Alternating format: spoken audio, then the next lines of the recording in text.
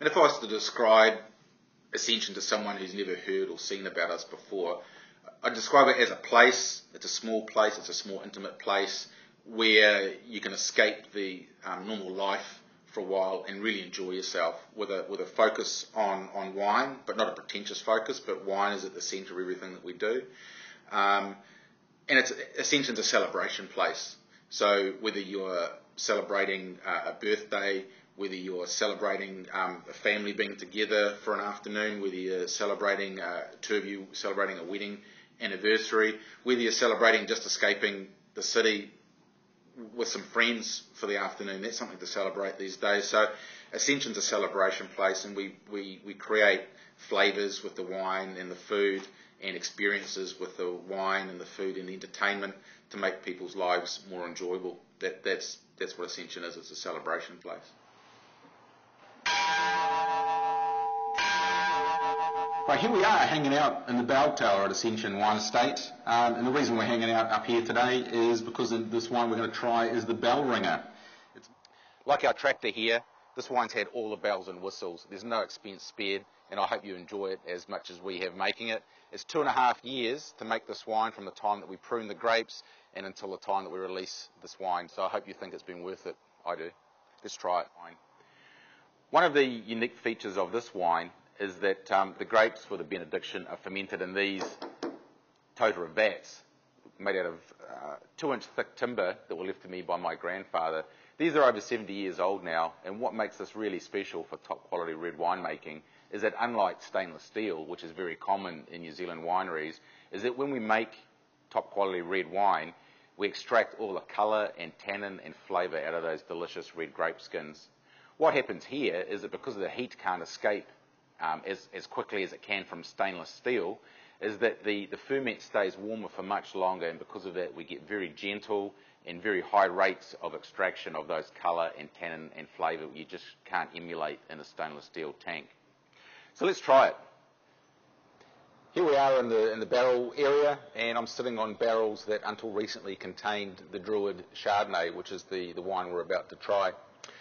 The Druid is called the Druid because it's derived from a Celtic word. Druid is a Celtic word which means both oak and knowledge. And we call the wine this because when winemakers want to craft distinctive Chardonnay, we need to have a really good knowledge of oak and oak barrels. There's very few winemaking tricks to Sauvignon Blanc. The key is fantastic fruit, which is what we get, and then fermenting it at nice cool temperatures to preserve the fruit flavours in stainless steel tanks just like the one that I'm in today. So let's try this fantastic New Zealand Sauvignon Blanc from Ascension. Now it's got a really interesting story behind this wine. We never intended to plant Flora, and indeed we weren't even aware of Flora like most winemakers in the world. But what happened was that we decided to plant Pinot Gris back then, and the nursery we bought the vines from gave us an option to use a very special clone of Pinot Gris that no one else in New Zealand was using, that they thought would be perfectly suited to our site here at Matakana. So we planted it, and sure enough, the early wines won awards. Wine writers thought it was fantastic Pinot Gris, and most importantly of all, it flew out our door with the customers. So other winemakers tasted our wine, other grape growers looked at the grape and decided that they wanted some of Ascension's Pinot Gris as well. And what happened was that samples of that grape variety were sent to California for DNA testing years later after other grapevines had been planted, and it turned out that the grape variety that we believed was Pinot Gris, because the berry looked like Pinot Gris and the grape leaf looked like Pinot Gris, wasn't in fact that variety at all, but it was this very rare and forgotten about white grape variety called Flora, which is related to Gewürztraminer. So we were faced with a choice of pulling out those grapes, the ones that our false Pinot Gris, if you like, and planting it with real stuff. But we decided that the Singsa wine was already so good and it grew so well here, and the fact that everyone thought it was a fantastic wine, that we would stick with Flora, and we've since planted more of this grape variety. The reason it's called the Rogue is because we can trace the original grapevines for this wine, this rare white grape variety, back to some rogue vines in a nursery that had been forgotten about for a long time. So it's a great story, but how good's the wine? Well, in fact, I know it's pretty good, but shall we try it? And just like people are quite different and look different, grape varieties look and feel different as well. So if we look at a leaf from Malbec, you'll see it's quite paddle shaped. It's quite a round looking leaf compared to